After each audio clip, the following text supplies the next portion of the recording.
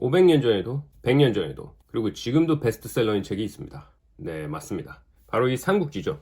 그럼 이 삼국지는 도대체 왜 이렇게 인기가 있는 걸까요? 여러 가지 이유가 있겠지만 한 줄 요약하자면 결국 재밌는 이야기이기 때문입니다. 삼국지가 왜 재밌는지에 대해서는 사실 읽어봐야 알 수가 있습니다. 하지만 대부분의 사람은 이 10권짜리 책을 읽을 시간이 없죠. 그래서 제가 오늘 삼국지 입문자들을 위한 영상을 한번 찍어보려고 합니다. 이 영상을 보시고 이제 삼국지에 흥미가 생기시면은 그때 가서 삼국지 읽어보시면 되겠습니다. 자, 그러면 삼국지 이야기를 한번 시작해 보겠습니다. 삼국지는 정확히 말하자면 이 책은 삼국지 연의라고 부릅니다. 삼국지 연의는 무엇이냐? 이제 삼국지는 역사적으로 일어난 실제 사건들입니다. 이 삼국지 연의는 나관중이라는 사람이 조금 더 재미있게 허구를 섞어서 소설로 만든 겁니다. 보통은 이제 70%의 진실과 30%의 허구가 섞였다고 하죠. 이제 부분에 따라서는 그 비율이 조금씩 달라지긴 합니다만 어쨌든 큰 줄기는 이제 역사를 베이스로 깔고 간다고 보시면 되겠습니다. 자, 그럼 삼국지 이야기가 어디서부터 시작이 되느냐? 삼국지 이야기는 이제 황건적의 난이라는 사건과 함께 시작됩니다. 삼국지의 배경이 되는 이제 시대는 한나라 말기입니다. 그래서 나라가 여러 가지 이유로 망조가 들어가가지고 크게 흔들리고 있는 상황이었습니다. 이때 황건적의 난이라는 민중봉기가 일어나서 완전히 나라가 뒤집어지게 됩니다. 나라가 완전히 부패했기 때문에 제대로 대응을 하지 못합니다. 그래서 사방이 황건적에게 점령당하고 위기 상황이 닥친 거죠. 그래서 이제 조정은 군사를 모집합니다. 이제 의용군들도 일어나게 되고 여기서 바로 삼국지의 주인공인 유비가 등장하게 됩니다. 자, 유비의 출신은 황실의 핏줄입니다. 황실의 핏줄인데 왕의 핏줄이라는 게 워낙 많다 보니까 몰락한 황실의 후손이라고 할 수 있겠습니다. 그래서 이제 굉장히 가난해가지고 어머니와 둘이 사는데 돗자리를 팔면서 삽니다. 그러면서 이렇게 돗자리를 팔면서 살다가 이제 황건의 난이 일어나니까 유비 역시 일어나게 되는 겁니다. 근데 이 과정에서 유비가 관우와 장비를 만나게 되는 것이죠. 그 유명한 관우와 장비입니다. 유비, 관우, 장비가 만나게 되는 이야기는 사실 이게 삼국지 연의도 판본이 굉장히 많아가지고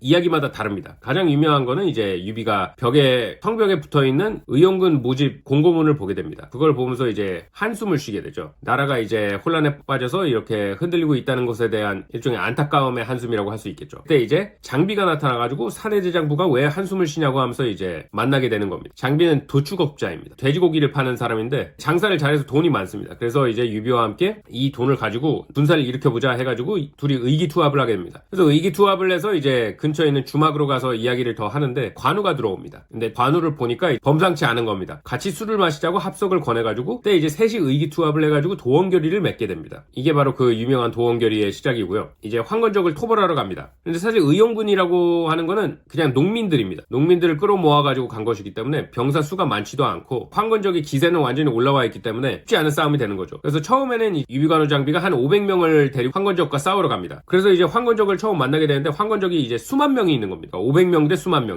처음부터 이렇게 전력이 엄청나게 차이가 나는 상황이 일어나는 거죠. 삼국지에 이렇게 트레이드마크라고 할 수 있는 싸움이 있습니다. 바로 일기토라는 건데 간단히 말하자면은 가장 싸움을 잘하는 장수끼리 이렇게 1대1 싸움을 벌이는 겁니다. 이제 유비군과 이제 황건적이 이렇게 대치를 하게 됐는데 이제 유비가 황건적을 도발을 합니다. 그러니까 이제 등무라는 황건적 대장이 이제 뛰쳐나오죠. 그러니까 장비가 먼저 뛰어나가가지고 이제 일기토 즉 1대1 대결이 벌어지게 되는데 장비가 그냥 대장을 한 방에 날려버립니다. 그러니까 이제 황건적에서도 굉장히 놀란 거죠. 그래서 그쪽에서 이제 한 단계 높은 장수가 이제 달려 나오는데 이번엔 관우가 나가서 한 번에 이제 목을 베어버리죠. 황건적도 사실은 훈련된 군사들이 아니라 농민들이기 때문에 가장 힘센 이렇게 대장만 믿고 따라왔는데 갑자기 그렇게 한 방에 날아가니까 완전히 겁에 질린 거죠. 그래서 이제 유비군에게 이제 완전 박살이 납니다. 그래서 수만 명이 이제 500명에게 박살이 나는 이런 경이적인 사건이 벌어지게 되는 거죠. 자, 그렇게 해서 이렇게 황건적 토벌의 막이 오릅니다. 유비가 이때부터 전국 각지를 돌아다니면서 이제 황건적 토벌을 하는데 그러면서 여러 인물을 만나게 됩니다. 삼국지의 제목이 삼국지인 이유는 말 그대로 세계 국가의 이야기이기 때문인데요. 근데 아직은 지금 세계로 국가가 나눠지지 않았는데 그래서 이때부터 이 세 국가의 시초가 되는 사람들의 이야기를 따라가는 겁니다. 그래서 일단 첫 번째는 이제 유비고 이제 두 번째는 조조라는 인물입니다. 조조는 황실의 핏줄은 아니었습니다. 대신 이제 아버지가 굉장히 높은 관직에 있었던 환관, 즉 내시의 이제 양자로 들어갔는데 그래서 어렸을 때부터 이제 부족함 없이 자랐습니다. 집안이 굉장히 빵빵한 거죠. 단순히 돈만 많은 게 아니라 권력도 있는 그런 집안의 자제인 겁니다. 그러다 보니까 이제 처음부터 관군으로 등장을 하게 됩니다. 그래서 사실 소설에서는 유비와 만나기 전에 이제 조조의 이야기를 조금 풀어놓는데 지금은 이제 이야기를 파악하는 데 있어서 그렇게 중요하지 않기 때문에 넘어가도록 하겠습니다. 그래서 황건 황건적을 토벌 하면서 유비와 조조도 중간에 이제 만나게 됩니다. 그래서 서로가 영웅이라는 걸 알아보게 되는 이렇게 일종의 운명적인 만남이 일어나는 거죠. 그리고 거기에 이제 손견이라는 인물도 등장합니다. 손견은 이제 주인공이라고 보기는 어려운데 어쨌든 이제 주인공의 이제 아버지가 됩니다.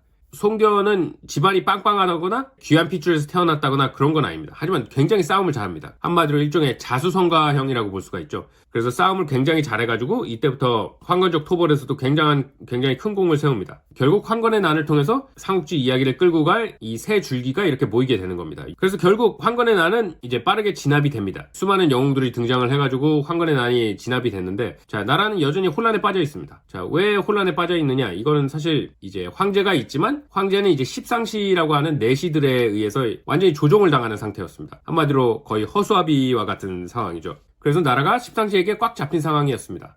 근데 이 와중에서 이제 또 이제 환관이랑 나라의 대장군 하진이라는 사람과 이제 분쟁이 일어납니다. 하진은 굉장히 이제 신분이 천했던 사람인데 여동생이 굉장한 미인이라 황제의 황후가 되면서 이제 굉장한 힘을 갖게 된 사람입니다. 십상시랑 하진 사이에 권력 다툼이 일어나게 되는데 십상시가 하진을 죽여버립니다. 하진이 신분이 미천하긴 했지만 대장군이라는 위치에 있었기 때문에 사실 권력이 막강했습니다. 그래서 그 밑으로 부하들이 엄청 많은 거죠. 그래서 하진이 죽고 나니까 부하들이 또 십상시를 공격해서 십상시도 죽게 됩니다. 그래서 완전 나라가 이제 더 큰 혼란에 빠지게 된 거죠. 그런데 이때 동탁이라는 자가 나타납니다. 동탁은 변방에 있었던 장수였는데 부하들이 굉장히 싸움을 잘했습니다. 그래가지고 갑자기 이제 치고 들어와가지고 나라를 장악합니다. 이 동탁은 굉장히 포악한 자라 해가지고 오자마자 이제 자기 반대파들을 추청하기 시작합니다. 물론 동탁이 정권을 장악하는 과정에서 동탁에게 반발했던 자들도 많았습니다만 이제 여포, 이제 삼국지 최강부장이죠. 삼국지 최강부장 여포도 사실은 동탁 반대편에 있었습니다. 그런데 이제 동탁이 돈이랑 명마 이런 걸로 여포를 꿰어온 거죠. 그래가지고 이제 최강부장이 밑으로 들어오니까 완전히 정권이 동탁의 손에 들어오게 됩니다. 그래서 조조를 비롯하여 수많은 인물들이 동탁을 피해 떠나게 됩니다. 조조는 이 과정에서 동탁 암살을 시도하기도 합니다. 그런데 이제 실패를 해가지고 도망자 신세가 되는데 가다가 이제 붙잡힙니다. 붙잡았던 사람이 진궁이라는 사람이었는데 진궁이 조조를 놓아줍니다. 같이 도망치게 되죠. 여기서부터 이제 조조의 캐릭터성이 부여되는 사건들이 발생을 하는데 조조가 이제 진궁이랑 도망을 치다가 여백사라고 하는 옛 아버지 친구를 만나게 됩니다. 그래가지고 이제 자기가 쫓기는 신세라고 이야기를 하고 이렇게 잠시 여백사 집에서 지내게 되는데 이렇게 진궁과 쉬다가 칼을 가는 소리가 들리는 겁니다.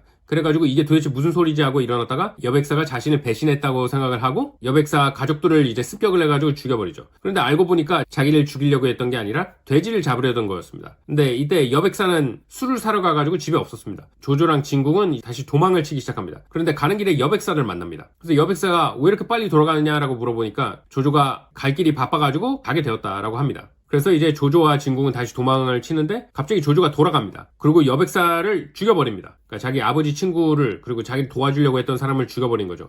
그래서 진궁이 이렇게 말합니다. 아니 도대체 저 죄 없는 사람을 왜 죽인 거냐라고 하니까 이제 삼국지에 유명한 대사가 나옵니다. 내가 천하 사람들을 저버릴지언정 천하 사람들이 나를 저버리게 하지는 않을 것이다. 이거는 사실상 조조의 아이덴티티를 보여주는 장면이라고 할 수가 있겠습니다. 즉 조조는 자신의 성공을 위해 수단과 방법을 가리지 않는 사람이라는 겁니다. 이런 조조의 모습을 보고 진궁은 질려서 떠나게 됩니다. 그래도 결국 조조는 이제 무사히 고향으로 돌아오게 됩니다. 그래서 조조가 고향에 돌아와서 한 일은 군사를 일으키는 겁니다. 자기 혼자서 군사를 일으키면은 세력이 약하기 때문에 반동탁 연합이라는 세력을 이제 구축하기 위해 사방에 파발을 보냅니다. 즉 황제를 겁박하고 있는 동탁을 몰아내자, 이런 구호를 가지고 이렇게 사람들을 끌어모은 거죠. 그렇게 해가지고 사방에서 이제 세력을 가지고 있는 영웅들이 다 모이게 됩니다. 여기에 이제 뭐 조조, 원소, 공손찬, 원술, 그 외에 이제 수많은 영웅들이 모이게 됩니다. 그리고 여기에 유비도 합류하게 됩니다. 사실 유비는 여기에 합류할 수 있는 관직이라든지 이런 게 전혀 없었는데 공손찬이라는 굉장한 세력을 가지고 있는 인물과 이제 어린 시절 이제 친분이 있었습니다. 그래서 공손찬을 따라서 이렇게 참가를 하게 되는 거죠. 그렇게 해서 반동탁 연합이 구축이 돼가지고 이제 동탁과 이제 싸움을 벌이게 됩니다. 이제 손견도 여기 반동탁 연합에 참가를 했습니다. 그래서 손견이 먼저 나가서 싸우는데 굉장히 싸움을 잘했습니다. 그런데 이제 반동탁 연합 사이에서도 서로에 대한 주도권 이런 싸움이 있었기 때문에 원술이라는 자가 군량을 컨트롤하고 있었는데 일부러 손견에게 군량을 주지 않습니다. 손견이 혼자서 공을 세우면 이제 자기에게 떨어지는 게 없다고 생각을 한 거죠. 그렇게 해가지고 손견은 밥을 못 먹다 보니까 패배하게 됩니다. 그래서 돌아와서 이제 원술과 이렇게 분쟁이 일어나고 이런 상황에서 동탁이 이제 화웅이라는 장수를 보냅니다. 그래서 이 화웅이라는 장수를 상대하기 위해 반동탁 연합에서도 이 장수들이 나가기 시작합니다. 그런데 다 하나같이 화웅에게 패배를 당합니다. 그래서 이제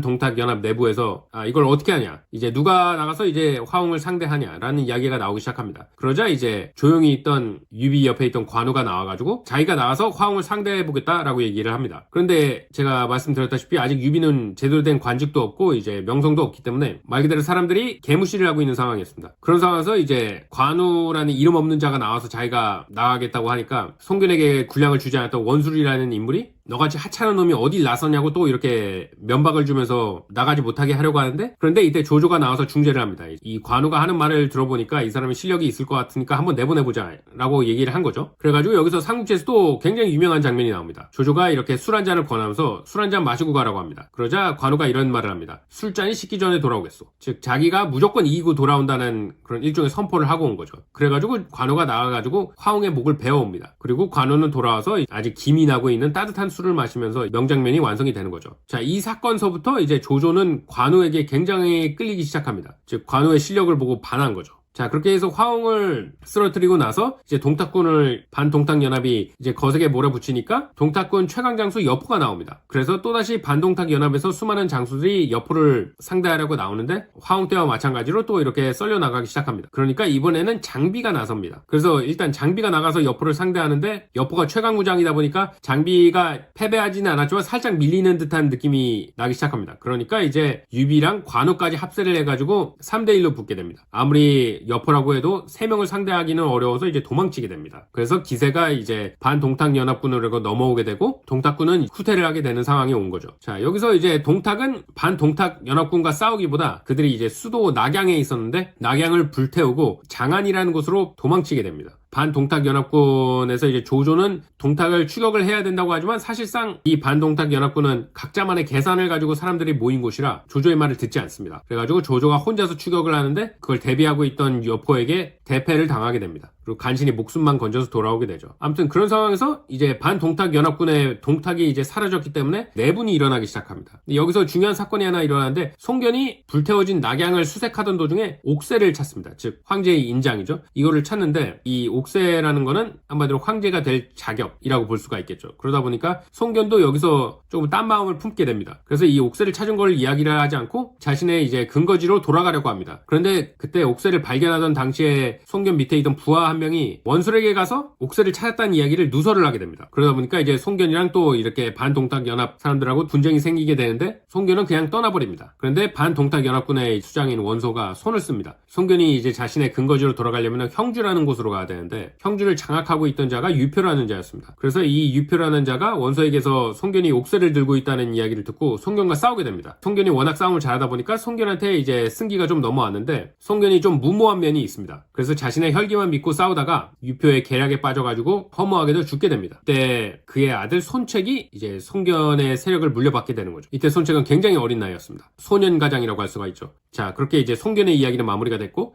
자, 다시 이제 반동탁연합 이야기로 돌아오게 되자면 송견이 떠나고 얼마 지나지 않아 반동탁연합은 이제 완전히 와해가 됩니다. 그래서 이제 반동탁연합에 있던 사람들이 다 자기 근거지로 돌아가서 이제 싸움을 하기 시작하는 겁니다. 그렇게 해가지고 이제 나라가 완전히 혼란에 더 빠지게 되죠. 그런데 이제 동탁은 어떻게 됐느냐? 동탁은 이제 장안으로 돌아가서 계속해서 폭정과 만행을 저지르면서 살고 있었습니다. 자, 이제 조정의 마지막 충신 왕윤이라는 사람이 남아있었는데 이 사람이 어떻게 동탁을 없앨 수 있을까? 이걸 고민을 하다가 굉장히 이쁜 딸이 있었습니다. 자신의 친딸은 아니고 수양딸이라고 나오는데 이 딸의 이름이 초선이었습니다. 그래서 이 초선을 이용해서 동탁과 동탁의 오른팔이죠. 여포를 이렇게 갈라놓는 미인계를 시도하게 됩니다. 그리고 이게 맞아 떨어져가지고 여포가 완전히 초선에게 빠져가지고 동탁을 죽여버리게 됩니다. 그렇게 해가지고 동탁이 죽는데 여기서 왕윤이 실수를 합니다. 동탁의 부하들이 왕윤에게 항복을 할 테니 목숨만 살려달라고 했는데 왕윤이 거부를 합니다. 그렇게 되다 보니까 동탁의 부하들이 이렇게 해도 죽고 저렇게 해도 죽으니까 그냥 동탁의 부하들이 군사를 일으켜서 싸우게 됩니다. 그런데 왕윤 밑에는 여포가 있었습니다. 그래서 왕윤이 자신이 있었는데 여포랑 싸우면 무조건 진다는 걸 안 동탁의 부하들이 여포를 유인해냅니다. 그래서 여포와 정면 대결을 하지 않고 이제 왕윤이 있는 장안성을 공격한 거죠. 그렇게 해서 장안을 장악을 합니다. 그리고 여포는 뒤늦게 돌아와가지고 이미 장악이 된 장안성을 보고 도망치게 됩니다. 왕윤은 살해를 당하게 되고 황제는 다시 동탁의 부하들의 손에 떨어지게 되는 거죠. 자, 이런 상황에서 전국 각지에서 이제 싸움이 벌어지기 시작합니다. 그래서 가장 강대한 세력을 가지고 있는 건 원소, 조조, 공손찬 이런 인물들이었습니다. 그래서 이제 원소랑 공손찬이랑 일단 먼저 싸움이 붙습니다. 그리고 조조도 계속해서 자신의 세력을 확장하고 있었는데 고향에 있던 자신의 아버지를 모셔오려고 합니다. 자, 그렇게 해서 이제 조조의 아버지가 올라오는데 서주라는 지역을 지나게 됩니다. 그리고 서주를 지배하고 있는 자가 도겸이라는 인물이었는데 이 도겸이 조조에게 잘 보이려고 조조의 아버지를 굉장히 환대하고 극진하게 대접을 해서 보냅니다. 그런데 도겸 밑에 이제 황건적이었던 부하가 있었던 거죠. 그런데 이 부하가 딴 마음을 품고 조조의 아버지를 죽여버립니다. 그리고 이제 재산을 훔쳐 달아나는 거죠. 도겸은 이제 정말 난감한 상황에 놓인 거죠. 그리고 조조는 분노하게 됩니다. 도겸의 해명 같은 건 듣지도 않고 서주로 공격해 옵니다. 이 과정에서 조조가 서주 대학살이라는 서주 민간인들을 학살하는 장면이 나옵니다. 그래서 도겸이 이제 조조에게 두들겨 맞습니다.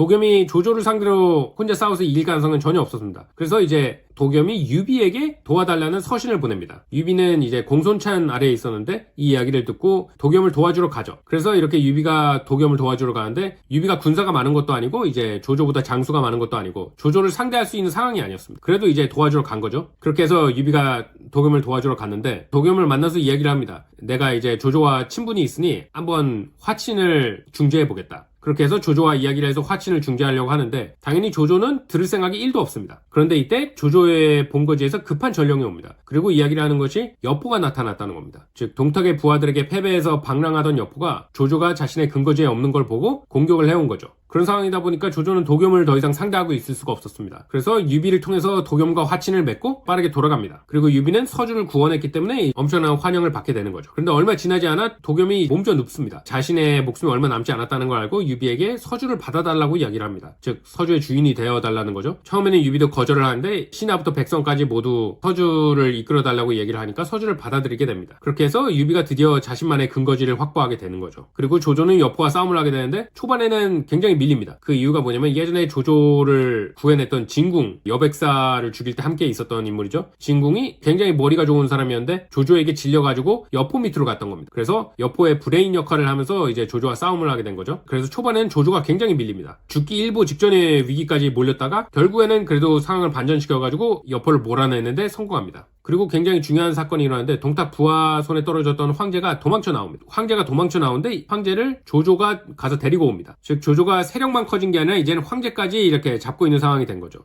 이 황제를 가지고 있다는 거는 굉장히 큰 의미가 있었습니다. 즉 조조가 군사를 일으키는 거는 황제의 군사를 일으키는 대의명분이 이제 생기게 되는 거죠. 아무튼 이렇게 해서 조조 세력은 점점 강대해지고 있었습니다. 자, 그럼 이제 조조에게 패배했던 여포는 어디로 갔을까요? 여포는 유비에게 갑니다, 이번엔. 자, 그리고 이제 관화 장비는 굉장히 반대를 합니다. 배신의 아이콘인 여포를 받아들이면 안 된다는 거죠. 하지만 유비는 자신을 찾아온 사람을 내쫓을 수 없다면서 이제 받아들이게 됩니다. 자, 그렇게 해서 여포를 유비가 받아들이게 되는데 처음에는 큰 문제 없이 지냈습니다. 자, 그런데 이런 상황을 조조가 지켜보고 있으니까 좀 위험하다고 판단을 한 겁니다. 여포가 이러니 저러니 해도 싸움은 최강이기 때문에 여포와 유비가 손을 잡으면 안 된다고 생각한 거죠. 그래서 이제 술을 씁니다. 자, 서주 근처에 원술의 근거지가 인접해 있었는데 원술이 자신이 스스로 황제가 되겠다고 반역을 일으킨 거죠. 그런 상황에서 이제 조조가 유비에게 원술을 토벌하라는 황제의 칙서를 보냅니다. 유비 입장에선 이걸 거절할 수가 없어서 가게 되는데 장비를 남겨놓고 이제 가게 됩니다. 그런데 장비는 술을 엄청 좋아합니다. 그래서 유비가 떠나기 전에 장비에게 술을 절대 먹지 말라고 신신당부를 했는데 그 말을 어기고 술을 먹습니다. 술을 먹으면서 주변 사람들에게 이제 술을 강권하기 시작합니다. 술을 강제로 마시게 되는 사람 중에서 조표라는 자가 있었는데 이 조표는 여포의 장인이었습니다. 그래서 이제 장비에게 얘기를 하죠. 내 사위가 여포인데 내 사위 얼굴을 봐서라도 좀 봐달라고. 근데 장비는 여포를 굉장히 싫어했습니다. 그래서 이 이야기를 듣고 조표를 두들겨 팹니다. 그래서 조표가 원한을 품고 장비가 술에 골아 떨어져가지고 자고 있을 때 여포를 불러들입니다. 그렇게 돼가지고 서주가 여포에게 넘어가게 됩니다. 장비는 간신히 깨가지고 이제 도망칩니다. 그 와중에 조표가 이제 쫓아와서 장비를 죽이려고 하는데 오히려 장비에게 죽임을 당하죠. 그리고 장비는 유비에게 도망칩니다. 결국 유비는 이제 서주를 잃게 된 거죠. 그런 상황이다 보니까 유비가 원술과 싸울 수가 없어서 후퇴하게 됩니다. 그래서 일단은 갈 곳이 없기 때문에 여포에게 돌아갑니다. 그래서 이제 여포와 다시 이야기를 잘해서 여포 밑으로 들어가게 됩니다. 즉 이젠 서주의 주인이 여포고 그 밑에 유비가 같이 살게 되는 거죠. 그런데 이런 상황이 오래가지 않았습니다. 장비가 또 사고를 칩니다. 장비가 여포의 군마를 훔칩니다. 그렇게 해서 여포와 유비와 또 싸우게 되는데 여포에게 패배하게 됩니다.